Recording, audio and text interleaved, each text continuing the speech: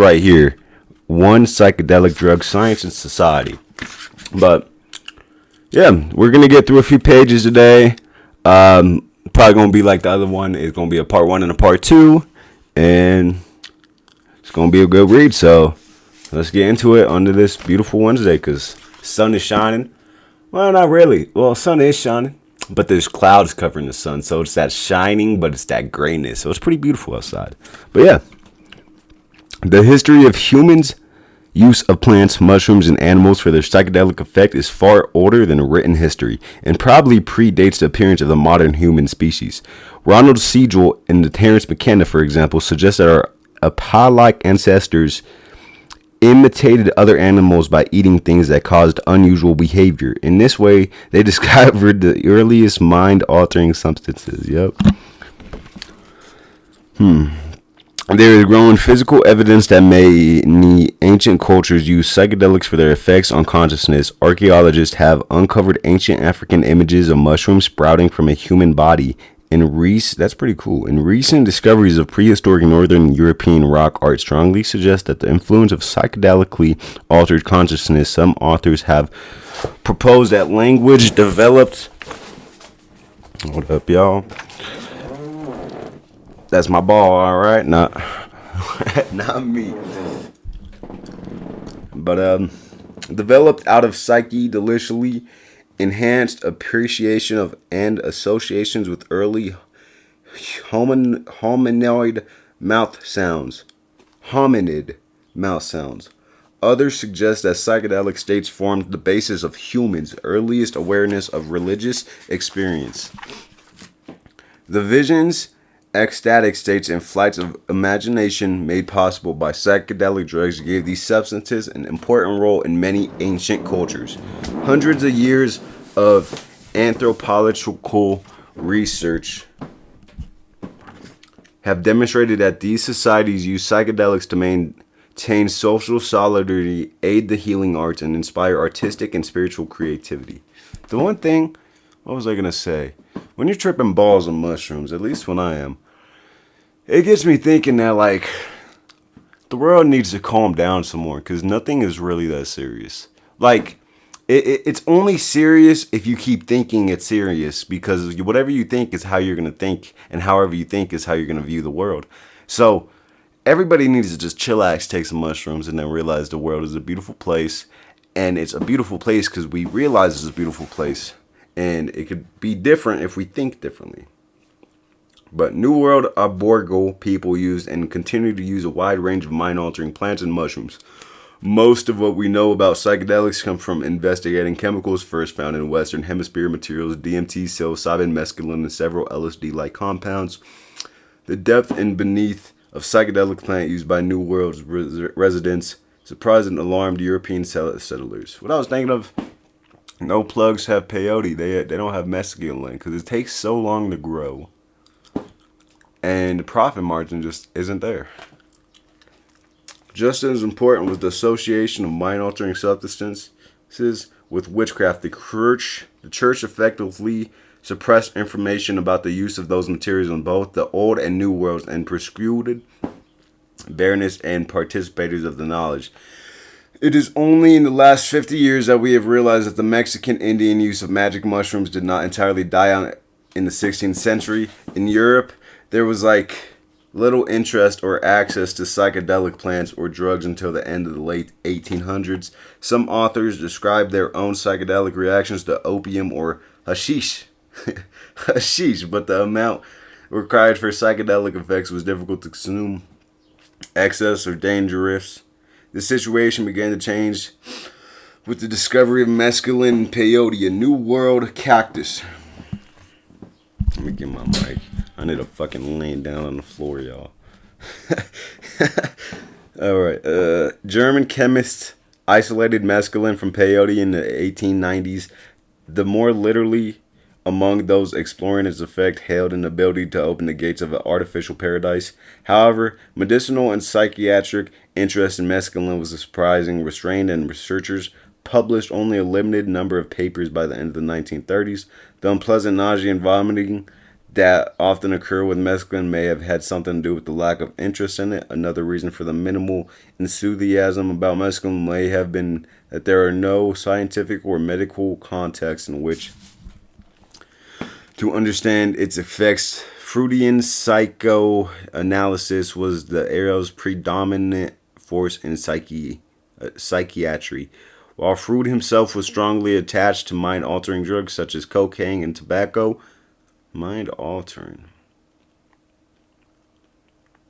Attracted to mind-altering drugs such as cocaine and tobacco. That's crazy. All right. Where was I, everybody?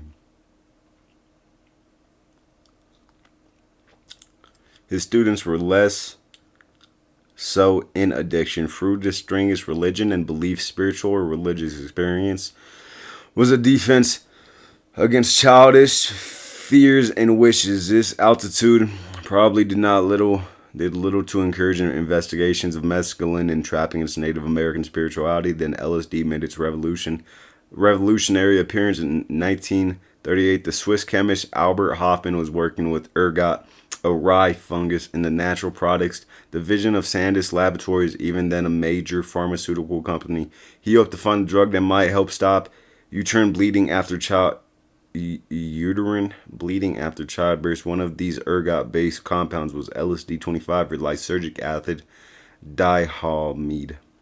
Had little effect on the uterus of laboratory animals, and Hoffman shelved it.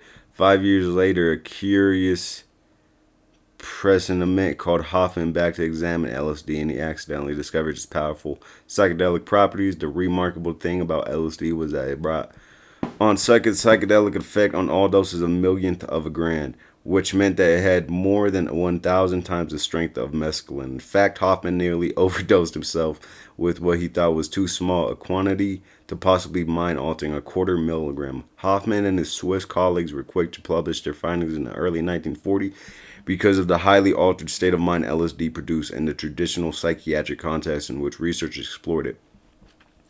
Scientists decided to emphasize its psychosis mimicking properties. The years after World War II were exciting ones for psychiatry. In addition to LSD, scientists also discovered the antipsychotic properties of chlorpromazine or thorazine. Thorazine made it possible for severely mentally ill patients to improve enough that they could leave asylums in unprescribed numbers. Yeah, imagine giving a fucking person mental asylum some LSD. They're otherwise gonna realize they're fucking up real bad in life and they need change, or they're just gonna even go crazier. That's pretty cool. The complementary field of biological psychiatry was born in those years. The discipline which studies the relationship between the human mind and its brain chemistry was a shout of these two strange beliefs. LSD and thorazine and serotonin was the match market in 1948. Researchers discovered that the serotonin carried in the bloodstream was responsible for contracting the muscles, lining veins and arteries. This was vitally important in understanding how to control the bleeding process. The name for serotonin came from the Latin sero, blood, and tonin, tightening. A few years later, in the mid-1950s, investigators discovered serotonin in the brain of laboratory animals. Subsequent experience demonstrated its precise localization, its effects on electrical and chemical functions of individual nerve cells.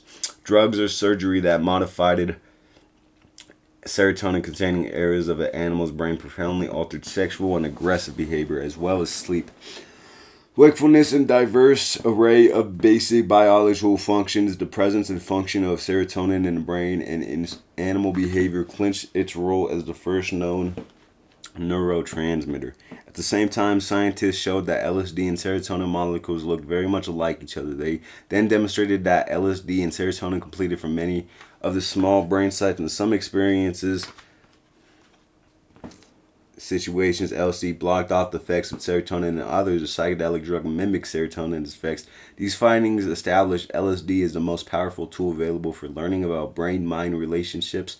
If LSD extraordinary sensory and emotional properties resulted from changing the functions of brain, serotonin in specific and understandable ways, it might be possible to chemically dissect particular mental functions into their brain psychology components. Other mind-altering drugs with comparable, well-characterized effects on different neurotransmitters could lead to a decoding of the varieties of consciousness experience into their underlying chemical mechanics. Dozens of investigators around the world administered this dizzying array of psychedelic drugs to thousands of healthy volunteers and psychiatric patients. For more than 2 decades, generous government and private funding supported this effort. Researchers published hundreds of papers with dozens of books. Many international conferences, meetings, and symposia discussed the latest findings in human psychedelic drug research. Sandoz Laboratories distributed LSD to researchers so they might induce a brief psychotic state in normal volunteers. Scientists hope such experiences might shed light on naturally occurring psychotic disorders like schizophrenia.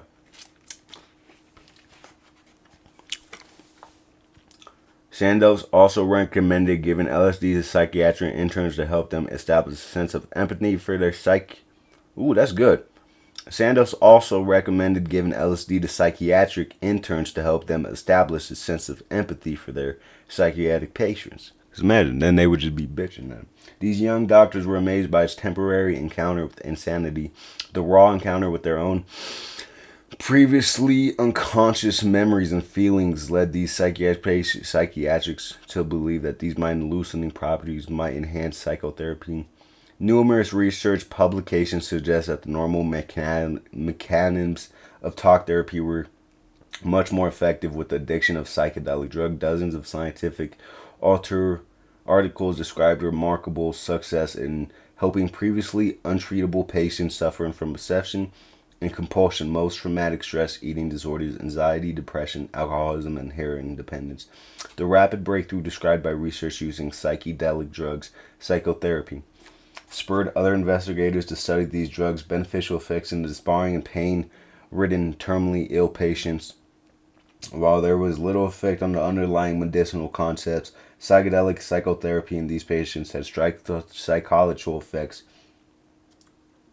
Depression lifted, requirements for pain medication fell dramatically, and patients' accept of their disease in this program improved markedly. In addition, patients and their families seemed able to address deep-seated and emotionally charged issues in ways never before possible. The rapid acceleration of psychological growth resulting from this new treatment appeared quite promising in these cases where time was of the essence. Some therapists believed that a transformated mystical or spiritual experiences was responsible for many of these miraculous responses of psychotherapy.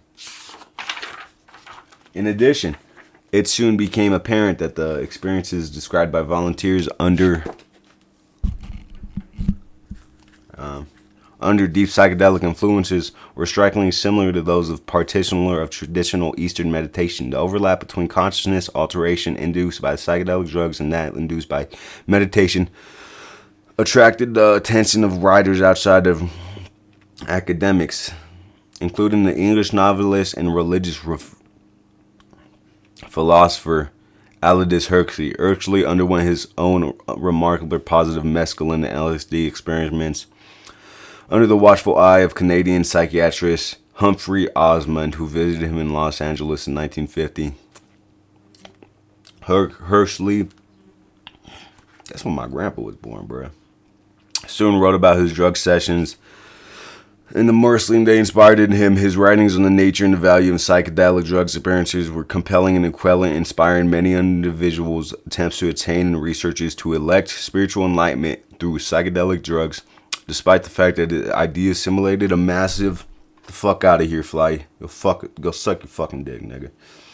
Movement towards popular experiments with the psychedelics. Huxley was a staunch advocate of the theory that only an enlightened group of intellectuals and artists should have access to them. He did not believe that the comic man or woman was capable of using psychedelics in the safest and the most productive ways possible. However, terminal ill studies and discussions of similarities between psychedelic drugs and mystical experiences brought throughout in science together in an uneasy mix. The research was moving further away from the Sandal's original agenda.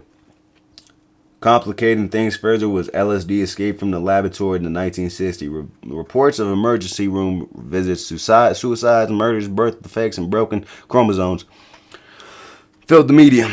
The highly publicized dominant of scientific research principles of Timothy Leary, PhD, and his research team at Harvard University ultimately resulted in their dismals. These events reinforced the growing suspicion that even the scientists had lost control of these powerful psychoactive drugs. The media exaggerated and emphasized psychedelic drugs' negative physical and psychological effects. Some of these reports resulted from poor research, others were simply fabricated. Subsequent publications cleared psychedelic drugs from serious toxicity, including chromosome damage. However, these follow-up studies generated much less fanfare than the original damaging reports. Paper in the psychiatric literature describing bad trips or adverse psychological reactions to psychedelics. These words make me pissed off, man.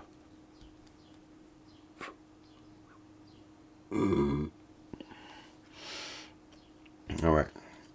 It was clear that the rate of psychiatric complications were extraordinarily low in controlled research settings for both normal volunteers and psychonaut patients. However, the psychiatrically ill or unstable individuals took impure or unknown psychedelics combined with alcohol and other drugs in an uncontrolled setting with inadequate supervision. Problems occurred.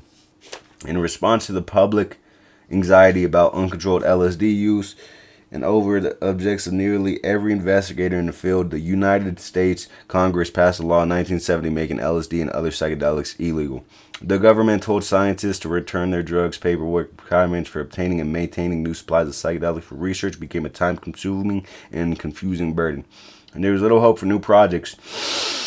Money for studies dried up and research abandoned their experiences. With the new drug laws in place, interest in human psychedelic research died off almost rapidly as it began. It was as if the psychedelic drugs became undiscovered. I wonder what that sound is. Is it windy outside? Yeah. Considering, that's crazy though, became undiscovered. They just put it back. Get the fuck out of here, fly!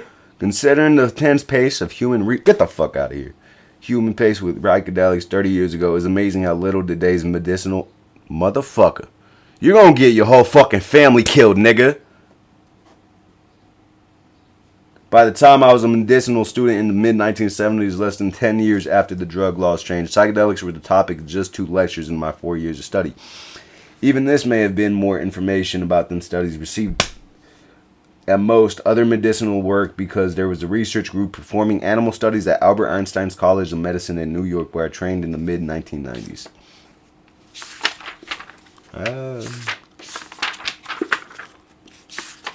You know what? Damn, man. I taught a psychedelic drug research seminar to senior psychotic patients at the University of New Mexico, probably the only one of its kind in the country of its decades. The lack of academic attention to psychedelics may have been particularly due to the absence of any ongoing human research. However, it is common for psychotics physician in training to learn about the previously popular theories and techniques, even if they are no longer in favor. The psychedelic drugs, however, seem to have hope and dropped psychotic dialogue. Most new theories, techniques, and drugs in the clinical psychiatric field follow a predictable course of evolution. They are introduced, tested, and refined for further application. Therefore, it is not all surprising that the conflicting results began to emerge as more data accumulated during the first wave of human psychedelic research. Enthusiasts predictably sold for claims that psychedelics could have produced a mortal psychosis or cures an inactable psychotherapy cases. The natural process with the psychiatric research is for scientists to refine that research. Questions. What? What? Most new theories, technique. Therefore, it was not all surprising that conflict research began to emerge as more data accumulated during the first wave of human psychedelic research. Enthusiasts particularly sought for research that psychedelics could cure a mild psychosis. This never happened with the psychedelic drugs. Instead, their study went through a highly unnatural evolution. They began as wonder drugs, turned into horror drugs, and became nothing. I believe the medicinal studies and psychiatric trainees learned so little about psychedelic drugs not because research didn't end, but because of how it ended. The process deeply demoralized academic psychiatry, which then turned it back on psychedelic drugs. Psychedelic research was a bruising and humiliating chapter in the lives of many of its most prominent scientists. These were the best and the brightest psychiatrists of their generation. Many of the day's most respected North American and European psychiatric research in both academics and industry, now chairmen of major university departments and presidents of national psychiatric organizations, began their professional lives investigating psychedelic drugs. The most powerful members of their profession discovered that science, data, and research were incapable of defending their research against the attachment of represented law fueled by opinion, emotion, and media. Once these laws passed, government, regulators, and funding agencies quickly withdrew permits, drugs, money. The same psychedelic drugs that researchers thought were unique keys to mental illness and that had launched dozens of careers became feared and hated. Another problem was that the psychedelics was becoming an embracing source of content. Even with psychiatric itself, biology-based psychiatrics had little patience with colleagues who found religion and toward the spiritual effects of these drugs. These later researchers viewed their brain-only associates as narrow-minded, and represented psychiatrists has never been especially comfortable with spiritual issues, and in fact, an entire new division appeared in the field to contend with the results of the psychedelic research that the transparent area of therapy and practice. Thus, at least some psychedelic researchers may have been quickly relieved that they no longer had to face many of the complex, contradictory, and confusing effects of these drugs produced in the patients themselves and their colleagues. Why would anyone want to lecture and on this embarrassing chapter in academic philosophy to an auditorium packed with 200 sharp-written medical students? This early group of psychedelic researchers was the most part professional scientists, not zealots. They never not to publicly criticize the behavior of their colleagues, and benefactors believe better live and learn. Now that we have reviewed some important background to the psychedelics, let's look at what they do. Psychedelics exert their effects by a complete bending of three factors: set, setting, and drug. There is our own makeup, both long-term and immediate. It is our past, our present, and our potential future. Our preference, ideas, habits, and feelings. Set also includes our body and our brain. The psychedelic experience also hinges on settings. Who or what is our isn't. In our immediate soundings, this environment we're in, whether natural or urban, indoor or out there, the quality of the air and the ambient sound around us, and on a setting also partake of the set which us while we take the drug, whether they be a friend or a stranger, relaxed or tense, the supporting guide or a problem scientist, then there is a drug. First, what do we call it? Even among researchers, there is little agreement over this crucial point. Some don't even use the word drug, preferring the instead molecule, compound, agent, substance, medicine, or sacrament. Even if we agree to call it drug, look at how many different names it has. Hallucinogen, producing hallucinations. Entheogen, generating the divine. Mystocometic, mimicking mystical states. Ooh.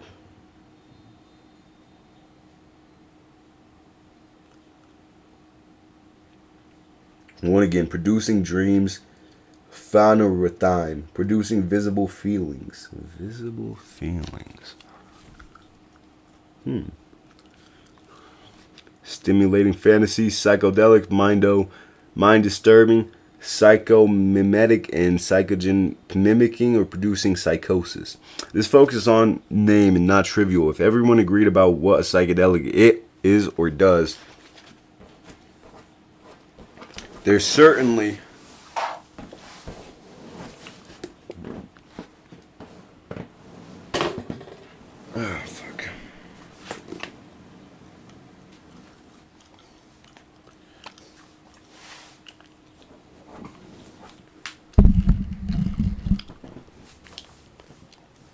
Multiple labels reflect the deep-seated and ongoing debate about psychedelic drugs and their effects. Scientists rarely acknowledge the importance of the name they give to psychedelics, even though they know how powerfully expectation-modified drugs affects all undergrad psychological students learn this in the introductory psychology course when they review landmark published in 1960s. These experiments injected volunteers with adrenaline, the fight or flight hormone, under different sets of expectations. Adrenaline caused a calm and relaxed state in the volunteers told they were receiving a sedative. If told that the experiment drug was a stimulant, volunteers felt more typical anxiety and energy. That's what we call drug we take or get. Ooh, that's crazy to think about. They told the person that they're giving the fight or flight hormone, adrenaline, to a person, and it's a sedative, so it's gonna make them relax. And they're thinking, oh, okay, I'm gonna be nice and calm, because it's just all about what they know, what they think they know. That's what we call drug. We take influence or expectations of what we drug will do. Also modifies the effects themselves that we interpret, deal with them. No other drugs name feeds back powerfully enough upon the research elect as do the psychedelics because they greatly magnify our suggestibility. In addition to what we call psychedelics, the terms we apply to the people involved and their use to also impact in setting drug responses. One who takes care of the drugs, we research subjects or volunteers, clients or celebrants. As the one giving them, we are guides, sitters, and research investigators, shamans, or scientists. Try this mental exercise. Consider how you might look forward to your day as a research subject under the influence of a psychometic agent. Then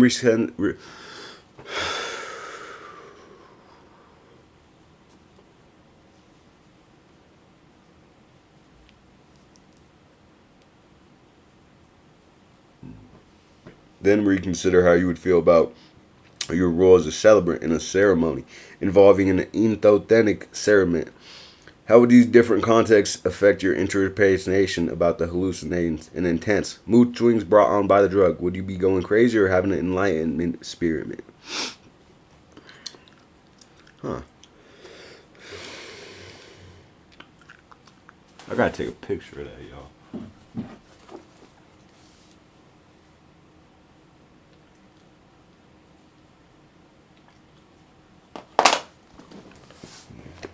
If you were administrating psychedelics, what type of behavior would you anticipate in your research subject and what sorts would you ignore?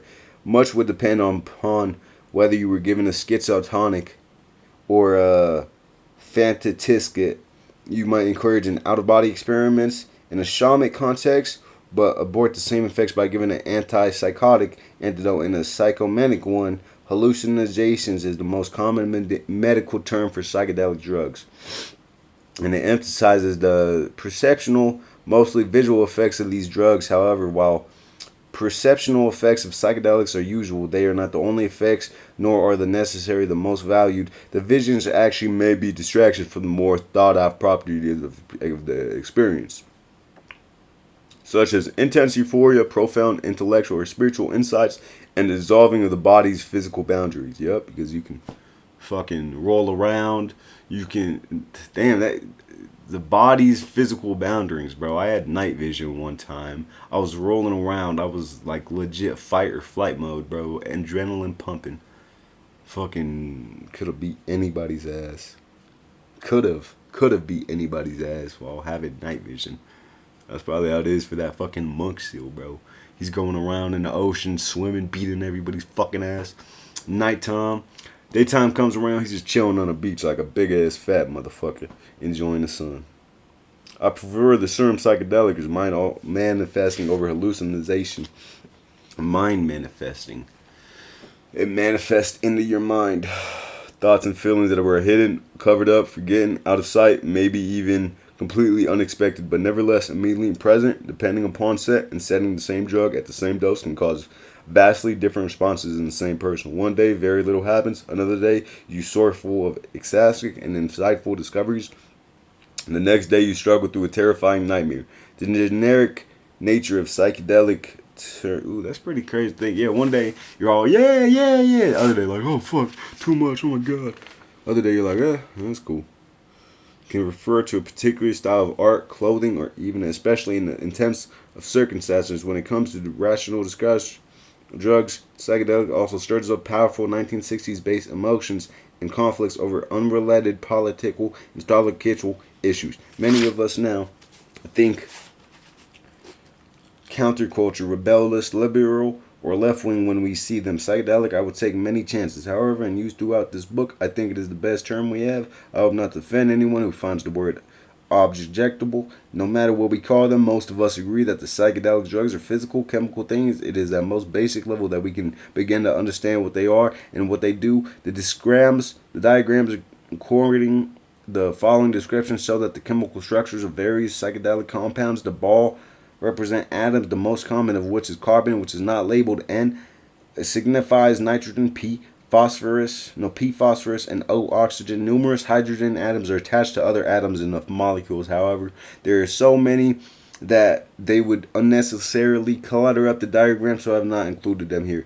There are two main chemical families of psychedelic drugs: the phenethylamine and the tryptamines. The phenethylamines build upon the parent compound phenethylamine. Best known phenethylamine is mescaline, which is derived from the peyote cactus of American Southwest. Another famous phenethylamine is MDMA. The other main chemical family of psychedelic drugs is tryptamine. These are pillaged in nucleus or basic building blocks of thiamine. Thiamine is derived of thiopon, and amino acid preserves in our diet. Serotonin is thiamine 5-hydroxythiamine to be exact, but it is not psychedelic. It contains one more oxygen than does thiamine. DMT is also thiamine, and it is simplest psychedelic. Simply add two methyl groups to the thiamine molecule, and the rest is dimethyltryptamine. Tryptamine. The grandfather of all modern psychedelics, LSD, contains a tryptamine core, as does ibogaine. The African psychedelic with highly publicized anti-addictive properties. Damn, that's a lot. That's a big ass chemical fucking molecule. I got ibogaine, one of the best known tryptamine psychedelics is psilocybin, the active ingredient of magic mushrooms. Yep, psilocybin, baby. When these mushrooms are ingested, the body removes a phosphorus atom from the converting into psilocin. Which is, that's what they do. Psilocin differs from DMT by only one oxygen. I like to think of the psilocin as orally active DMT. Another important tryptamine is 5-methoxy-DMT or 5-MeO-DMT.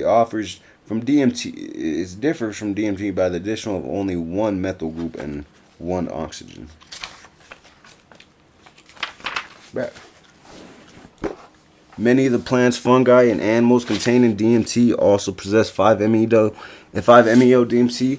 As with DMT, those who use 5-MeO-DMT usually smoke in addition to their chemical structure. Psychedelics also possess activity. This is where chemistry becomes pharmacology, the study of drug action. One way to describe psychedelics activity is by how quick they work and how long they last. DMT and 5-MeO-DMT are remarkably rapid in onset and brief in duration. We gave DMT through a vein of intravascularly, in which case volunteers fell within several heartbeats. They were highest at 1 to 2 minutes and were back to normal within 20 to 30 minutes. LSD, mescaline, and ibogaine are longer lasting. Begin 30 to 60 minutes after swallowing. The effects of LSD and mescaline may last 12 hours. Ibogaine up to 24 hours. Psilocybin effects are slightly shorter. They begin within 30 minutes and last 4 to 6. Another more basic aspects of pharmacology is mechanism of action, or how drugs affect brain activity. This is a crucial issue because it is by altering brain function that psychedelics change consciousness. The earliest psychopharmacal experience in human and in animals suggested that LSD, mescaline, DMT, and other psychedelic drugs exerted their primary effects on the brain's serotonin system. Animals research, in contrast to humans, studies has continued over the last 30 years and established continuous transmittal. Crucial role. Years and established crucial role. Serotonin has reigned as the royal neurotransmitter for decades, and there's little sign of change. The new, safer, and more effective medications all have unique effects on serotonin, the new generation of antidepressants, of which Prozac is the most famous, also specifically modify the functions of which this neurotransmitter.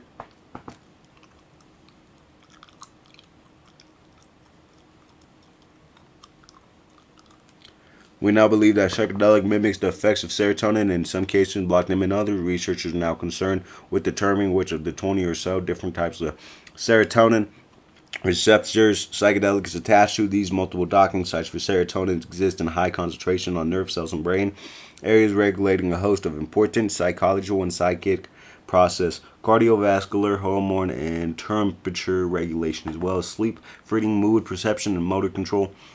Now that we've looked at what psychedelics are and do in the worlds of objective and measurable data, let's turn our attention to how they feel for us. For it is only in the mind that we notice their effects. It is important to remember that while we understand a great deal about the pharmacology of psychedelics, we know nearly nothing about how change in our brain chemistry directly relates to subjective or inner experience. This is true for psychedelics as it is for Prozac. That is, we are far from comparing how activating particular serotonin recipes translate into new thought or emotion. We don't feel serotonin receptor blockade, or rather we feel ecstasy. We don't see frontal lobe activation. Instead, we observe angels or demon.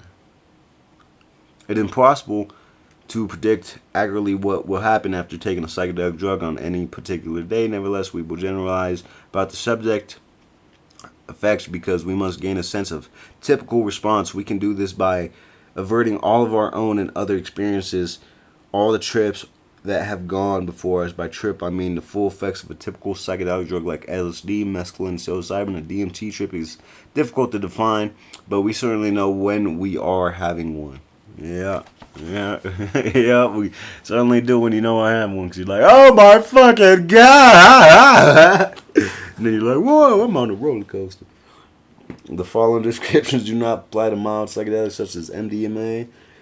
I think MDMA, you just feel amazing, huh? I don't know. Never took it. Nor do they describe responses to low doses of psychedelics for which effects are similar to those of non-psychedelic drugs like amphetamine. Psychedelics affect all of our mental function, perception, motion, thinking about awareness, and our sense of self. Perceptual or sensory effects often, but not always, are primary objects in our field of vision. Appear brighter or duller, larger or smaller, and seem to be shifting shape and melting. Eyes closed or open, we see things that have little to do with the outside world. Swirling, colorful, geometric cloud patterns, or well-formed images of both animate and inanimate objects in various conditions of motion of activity. Sounds are softer or louder, harsher or gentle. We hear new rhythms in the wind, sing. Yeah, there was a time I had a voice changer. I was just I was doing that, but dude, it was like, it was just going with the flow, and like that, I was just talking in different ways, bro. Fucking, it got to me. The skin is more or less sensitive to touch. Our ability to taste and smell becomes more or less acute. Yep. Time I ate dirt, time I was licking with all my fucking fingers in my hand, I was like, oh, this tastes pretty salty. Looking at dirt like, yeah, pretty good. Our emotions overflow or dry up. Anxiety or fear, pleasure or relaxations, all feelings wax and wane, overpowering, intense or frustrating, absent, extreme lies, terror or ecstasy. Two opposite feelings may exist together at the same time. Emotional conflicts become more painful, or a new emotional acceptance takes place. We have a new appreciation of how others feel. We no longer care about them at all. Our thinking process speed up or slow down. Thoughts themselves become confused or clearer. We noticed absence of thoughts, or it is impossible to contain the flood of new ideas. Yeah. I need a pen, bro. I gotta write this shit down there.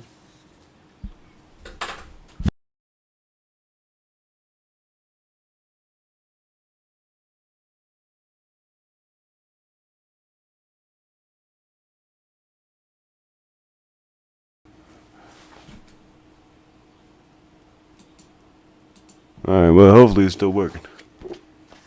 Our thinking process speeds up to slow down, become confused or clearer. We notice the absence of thought or flood of new ideas. Stuck in a mental rut, the significance of thinking takes on more importance than the things themselves. Time collapses in a blink of an eye. 2 hours pass, or time expands. A minute contains a never-ending march of sensations and ideas. Our bodies are hot, cold, heavy. Up. That was a weird feeling, bro. I remember I was like, fuck, I'm so fucking cold. The first time I ever done it, I'm like, God damn, I'm cold. But then I'm like, fuck, I'm too hot. I'm too hot. Put like one shirt on, I'm like, too hot. But then I took it off. I'm too fucking cold. I'm too cold. That was weird, dude. That was cool. I like that. Our limbs grow or shrink. We move upward or downward through space. We feel the body or no longer exists, or that the mind and body have separated. Yep, because there was a woman on my arm with a tree just walking. We feel more or less in control of ourselves. We experience other influencing our mind or bodies in ways that are beneficial or frightening. The future is our own for the taking. Our fate is determine everything, as there is no point of trying. Ooh, that might actually be true. Like, whoever put us on this earth, our fate is destined to happen. And there's different types of fates. And it just all depends how you think, what you're thinking of, and whatever you put action towards. These are psych drugs. Hold on, I'm going to say it. Our destiny is already chosen. It just all depends on what we think, how we think, and what we put action towards. That's smart. That's a smart saying. These are psychedelic drugs. These exist in a complex and rich context, viewing them in perspective that few appreciate. They are not new substances, and we know an enormous amount above them.